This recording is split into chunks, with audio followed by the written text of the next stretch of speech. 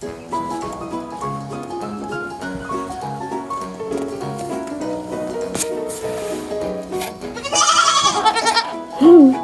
to the farm, little ones. These are our two newest goats and the last additions for the year. They are Angora goats, colored Angora goats, and the black one we're naming Licorice, and the brown one naming Cadbury. They're about 10 weeks old.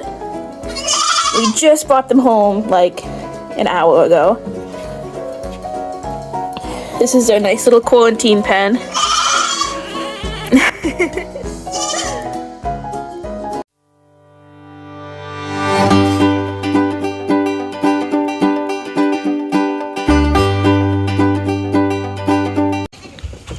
We expanded the goat pen.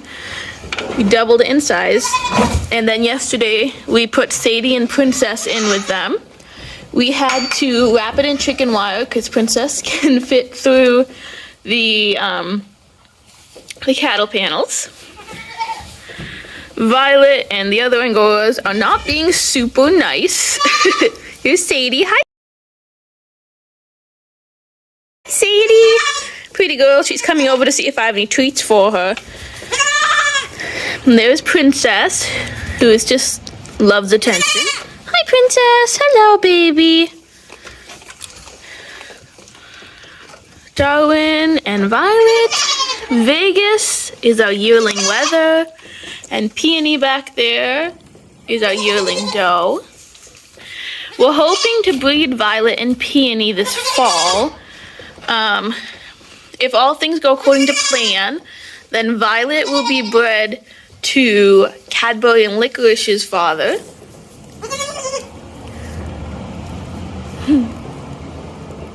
And Peony will be bred to one of the bucks at her home farm, which is Mindful Folk Farm and Fiber, which I believe is in New Gloucester, Maine. They have a number of bucks there.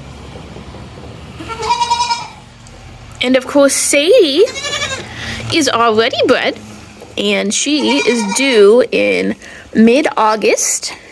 This will be her first time, so she's a first freshener, assuming everything goes well.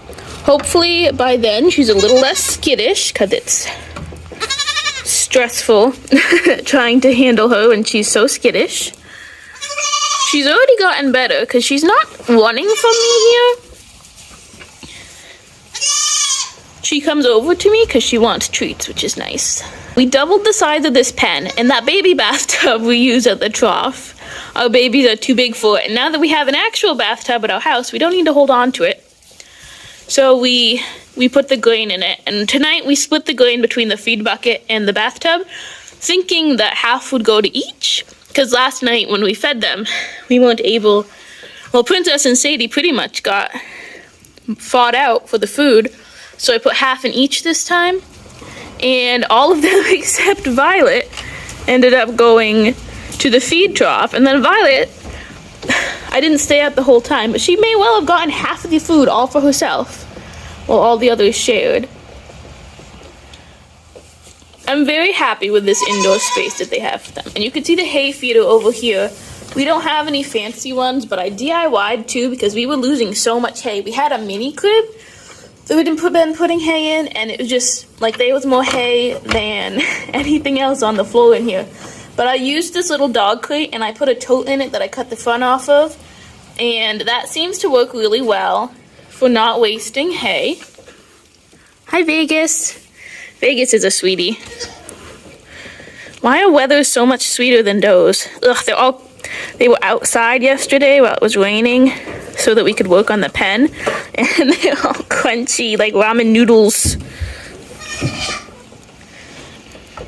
I cut off some branches from one of our vines out front that had been overtaking the driveway, and they stripped it so fast, and now they're actually eating the twigs, which is cool. Didn't know if they would. Oh, and hi, babies. You're so cute. Cadbury's a little more scared than Licorice is.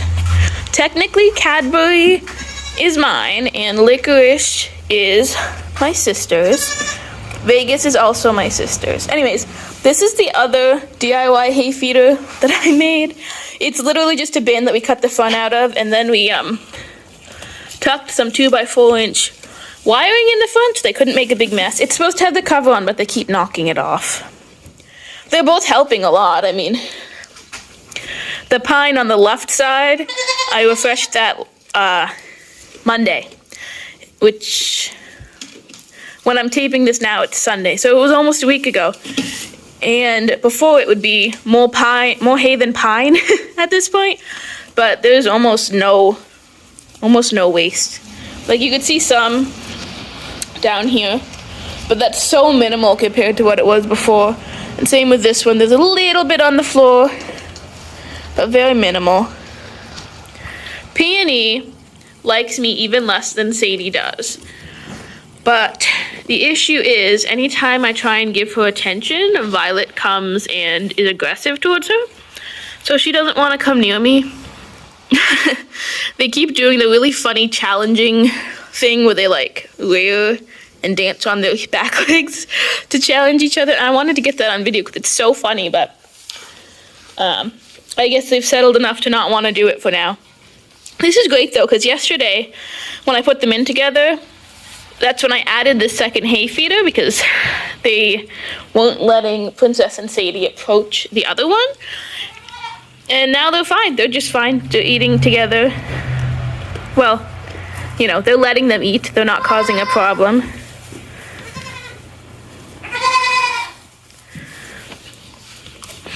I was genuinely worried that my goats just weren't going to be able to eat, but see, Darwin is being kind of a pain in the butt.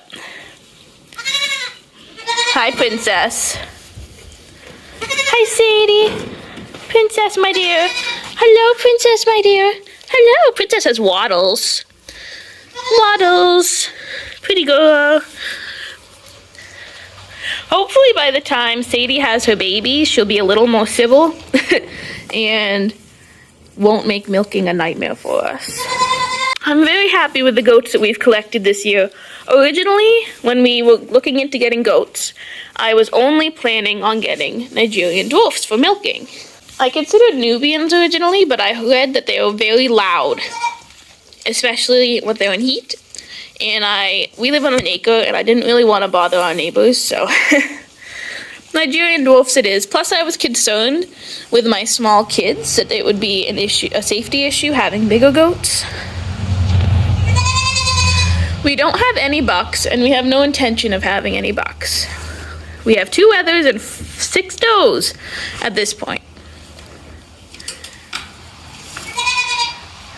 But lovely little Princess here, I was on the wait list for her before she was even born, so I was waiting like 3 months for her, maybe longer. Her previous owner, her breeder, was so friendly. She had let me come over multiple times to meet and interact with all the goats. And Sadie is from her as well. They came home together. And I'm really glad they did, because it's definitely made this transition easier since they have friends.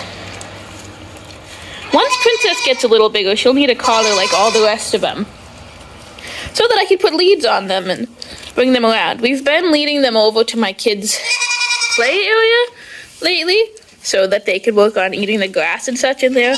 They're honestly doing a horrible job as lawnmowers, but it's better than nothing, sort of. All of our goats we've gotten in pairs. Peony and Vegas we got together. Yeah, Peony and Vegas we got together. And Darwin and Violet. Sadie and Princess.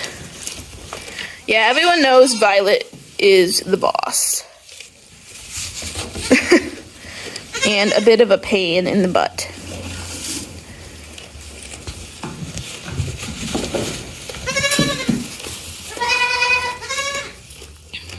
Hi, Violet.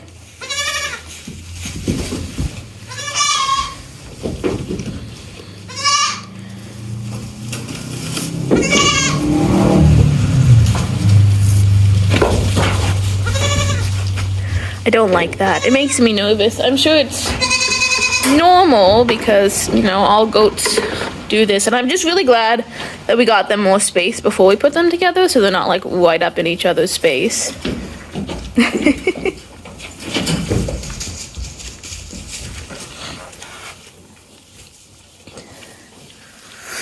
But yeah, we tried to space out feeding areas and water buckets. They're probably not like this when I'm not in here, because they're like wanting attention, fighting for my attention, which is funny, because neither of them like me very much. All of my does are difficult.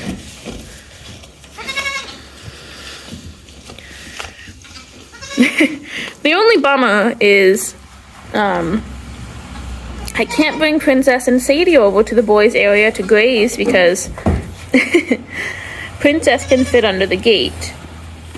And although she probably won't take off on us, there's no guarantee of that.